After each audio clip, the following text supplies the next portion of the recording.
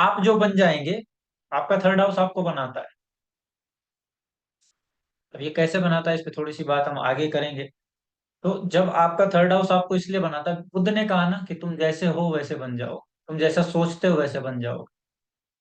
तुम्हारे विचार तुम्हारा निर्माण करते हैं। ये विचारों का हाउस कौन सा हाउस है?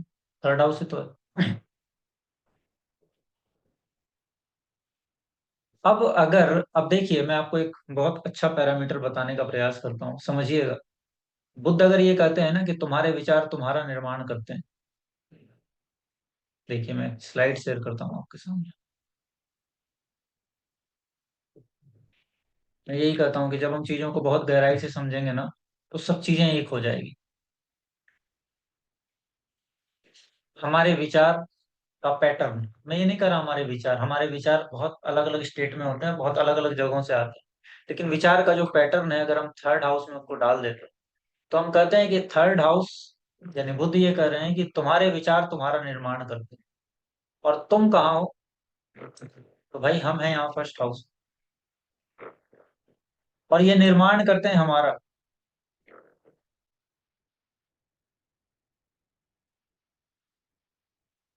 अगर थर्ड हाउस हमारा निर्माण करते हैं,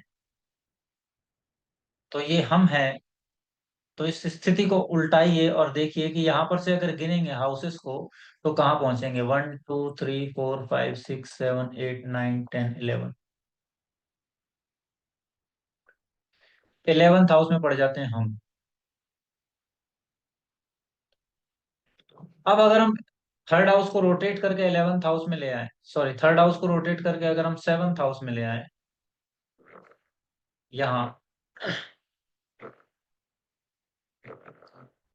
तो ये हो गया थर्ड। एक टाइम के लिए इसको मान लेते हैं थर्ड। तो ये बनेगा ना 1।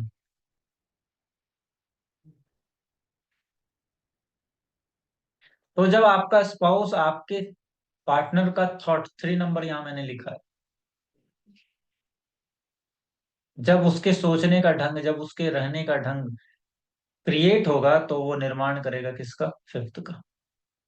जैसा वो है वैसा ही निर्माण कर देगा। इसीलिए आपके स्पाउस को, मेल को अगर हम सेंटर मान के आगे बढ़े, तो हम ये कहते हैं कि आपका स्पाउस आपके चाइल्ड के क्रिएशन के लिए बहुत जिम्मेदार है। इसलिए उसी को कहा गया कि तुम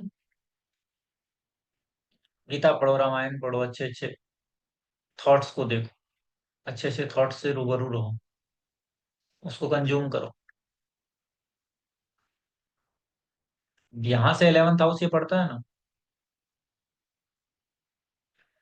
तो 11th हाउस होता है डिजायर का, थर्ड हाउस होता है एक्शन का। हर एक्शन एक्चुअली डिजायर से कनेक्टेड है, बिना डिजायर के तो एक्शन होगा नहीं ना। हर पराक्रम डिजायर से कनेक्टेड है।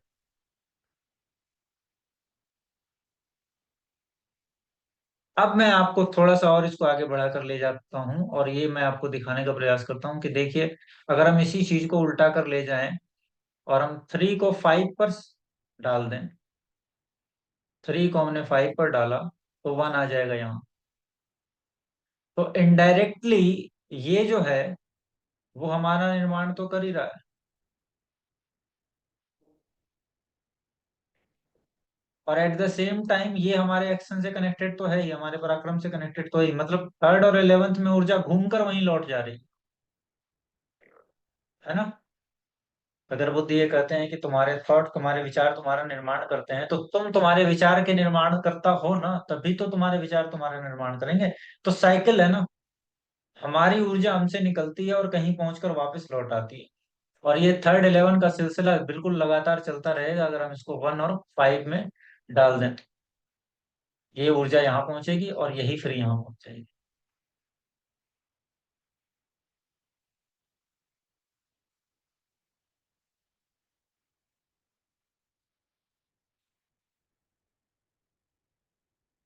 तो फिफ्थ हाउस पर जो एक्शन है, फिफ्थ हाउस का जो एक्शन है वो कहाँ है? फिफ्थ हाउस का जो पराक्रम है वो कहाँ है? 7th हाउस पे।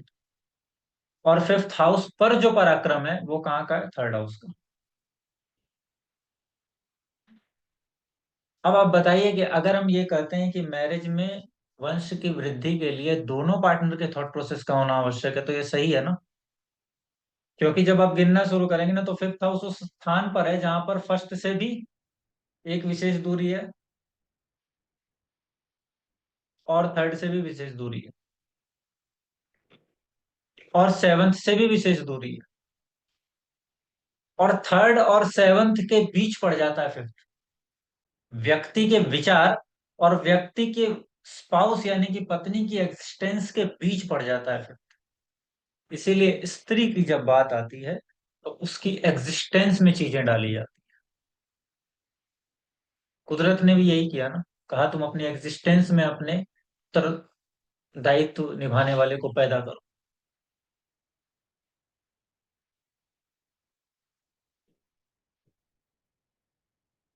इसीलिए मैं कहता हूँ कि थर्ड हाउस बहुत कनेक्टेड है आपकी मैरिज से। अगर आपके थर्ड हाउस में कोई मेलेफिक प्लेनेट बैठा है, सैटर्न जैसा प्लेनेट बैठा है most of the time, Saturn, Rahu, या बहुत डिले कराने वाले प्लेनेट, और उसको सपोर्ट कर दे सेवंथ हाउस, तो मैरिज में डिले हो जाती है। हम कहते हैं ना, सेवंथ हाउस में सैटर्न हो तो मैरिज डिले हो जाती है। ये नहीं काम करता कंप्लीटली। सैटर्न सेवंथ में हो और मैरिज अर्ली एज में हो, ये पॉसिबल है। लेकिन जिसकी भी चार्ट में ये पॉसिबल होगा ना, आप देखिए थर्ड हाउस या थर्ड का लॉर्ड ऐसे प्लैनेट से कनेक्टेड रहेगा जो फास्ट मूविंग है।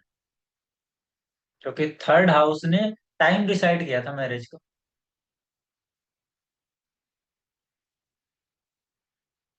डिले वाला प्लैनेट वहां डिले नहीं करा सका। इसलिए मैं कहता हूँ कि थर्ड हाउस बहुत जरूरी है। हमारे तो पूर्वजों ने ये कहा है पारिवारिक ढंग से, कि तुम्हारा धर्म जैसा होगा वैसा ही तुम्हें स्पाउस मिल जाएगा। अब देखिए, तो थर्ड और इलेवेंथ में ऊर्जा अगर लौट के आती है, तो इस प्रकार का पैटर्न बनेगा ना। तो मैरिज का पराक्रम धर्म है, और धर्म से निर्माण हो जाएगा आपके मैरिज की सस्टेनेबिलिटी का। आपकी मैरिज सिर्फ और सिर्फ सस्टेन कर सकती है आपके धर्म पर। लाल किताब का एक सूत्र है, वो ये कहता है कि अगर सेवंथ हाउस में शुक्र है किसी के, तो वो व्यक्ति जिस प्रकार से होगा उसी प्रकार से उसका पार्टनर हो जाएगा। मतलब अगर व्यक्ति के मेल के सेवंथ हाउस में शुक्र है, और वो एक पत्नी व्रत धर्म के संकल्प को लेकर आगे बढ़ता है, तो उसकी पत्नी अपने आप एक पतिव्रत धर्म को लेकर आगे बढ़ने लगेगी। ये रूल ही है, एनर्जी वापस लौट के आ जाएगी। अपने आप लौट आती है एनर्जी वहां से, थर्ड और इलेवंथ का पैटर्न। और इसीलिए ये रूल हमारे सदियों के जो हमारे बुजुर्ग रहे, ये रूल उनमें बैठा हुआ था। क्योंकि सेवंथ हाउस तो नेचुरल शुक्र का है, सेवंथ साइन। इसीलिए ये बैठा था कि तुम जैसे रहोगे वैसा पार्टनर हो जाएगा और बन जाएगा, मिल जाएगा। इसको हम कहते हैं ना, आजकल एक टर्म चला है, क्या कहते हैं, लॉयल। हम कहते हैं ना कि हमारा पार्टनर लॉयल रहेगा कि नहीं। इस बात उल्टी है। पार्टनर के लॉयल रहने का कोई सवाल नहीं है। सवाल तो ये है कि हम कितने लॉयल। क्योंकि काल पुरुष कुंडली का सेवंथ हाउस जो शुक्र की लॉर्डशिप में है, वो ये कहता है कि तुम जैसे हो वैसा तुम्हारे पार्टनर को बना दो, लौट के ऊर्जा वापस आ जाएगी। और बड़ी मजेदार स्थिति ये है कि नाइन्थ जो काल पुरुष कुंडली का साइन है, उसका लॉर्ड गुरु है, और जो सेवंथ है उसका लॉर्ड वीनस है। ये है दोनों आपस में शत्रु हमारी दृष्टि में, लेकिन ये एक दूसरे को सस्टेन करने में बड़े मददगार साबित होते हैं। आपके शुक्र को सस्टेन करने के लिए बृहस्पति चाहिए, इसीलिए शुक्र जो है एग्जॉल्टेड होता है बृहस्पति के साइन में। और आपका बृहस्पति बिगड़ ना जाए, इसमें आपके लिए शुक्र की के फ्लेवर का उपयोग करना पड़ेगा। बल्कि बहुत बार तो यही होता है कि आप अब शुक्र का फ्लेवर, जब मैं कहता हूँ बृहस्पति बिगड़ न जाए इसलिए आपको शुक्र का फ्लेवर यूज करना पड़ेगा, तो वहां पर जो शुक्र का फ्लेवर आप यूज करेंगे, वो शुक्र नहीं है जो आप समझ रहे हैं या जो मैं कर रहा हूँ, बड़े निचले दर्जे का नहीं है वो। मैं उस शुक्र की बात कर रहा हूँ जो एग्जॉल्टेड हो गया था। तो बृहस्पति की जो नीतिवान स्थितियां हैं, बृहस्पति के जो, जिसको आप ब्लेसिंग्स कहते हैं, जिसको आप कहते हैं कि एक धर्म का पालन करता है, अपने धर्म का पालन करता है, ईश्वर पर भरोसा रखता है, फॉलो करता है, सुप्रीम को, वो अपने आप शुक्र को सस्टेन करता है। इसीलिए आप देखिए कि शुक्र को सस्टेन कराने के लिए, मतलब शुक्र की ऊर्जा को सस्टेन कराने के लिए, आप एक गरीब व्यक्ति जिसके पास पैसा नहीं है, जिसके पास लग्जरी नहीं है, उसको शुक्र सस्टेन कराने के कोई भी ज्ञान नहीं दे सकते, क्योंकि उसके पास लग्जरी है ही नहीं। वो रिक्शा चलाता है, ईंट भट्टा ढोता है, काम करता है और रात को आके सो जाता है। लेकिन एक व्यक्ति है जो लग्जरी में है, बहुत पैसा है, कंफर्ट है बहुत, ऐसे व्यक्ति को जब आप उस शुक्र की ऊर्जा को सस्टेन कराने के लिए गाइडेंस देंगे ना, तो आप स्थिति को समझते हुए जब आप उसको बताएंगे कि तुम क्या करोगे, तो आप जुपिटर का सहारा लेंगे। आप कहेंगे कि नीतिवान बनो, क्योंकि तुम्हारे पास लग्जरी बहुत है, तुम भटक सकते हो। तो आप कहेंगे शराब मत पियो। हालांकि शराब गरीब लोग भी पी लेते हैं, लेकिन अगर वो भी पीते हैं तो आप वही नीति का इस्तेमाल करते हैं। आप ये कर देंगे शराब मत पियो, ये बुरी चीज है, पाप है, पाप क्रिएट करता है। एक पत्नी व्रत धर्म से अगर भटक रहे हो, तो आप कहेंगे कि तुम धर्म का पालन नहीं कर रहे हो, फिर से जुपिटर कहेंगे धार्मिक बनो। पैसों को अगर बर्बादी की तरफ ले जा रहे हैं, तो भाई फिर वही कहेंगे कि ईश्वर सबको पैसा नहीं देता है, पैसों का सदुपयोग करो। मतलब शुक्र की सारी बिगड़ैल स्थितियों में उसको सुधारने का काम सिर्फ और सिर्फ जुपिटर करता है।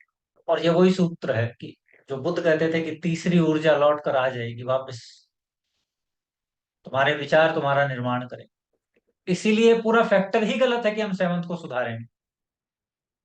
फैक्टर तो सही है कि हम फर्स्ट और नाइन्थ को सुधारें। सेवंथ तो आपके लिए आया ही है कि वो आपको सुधारेगा।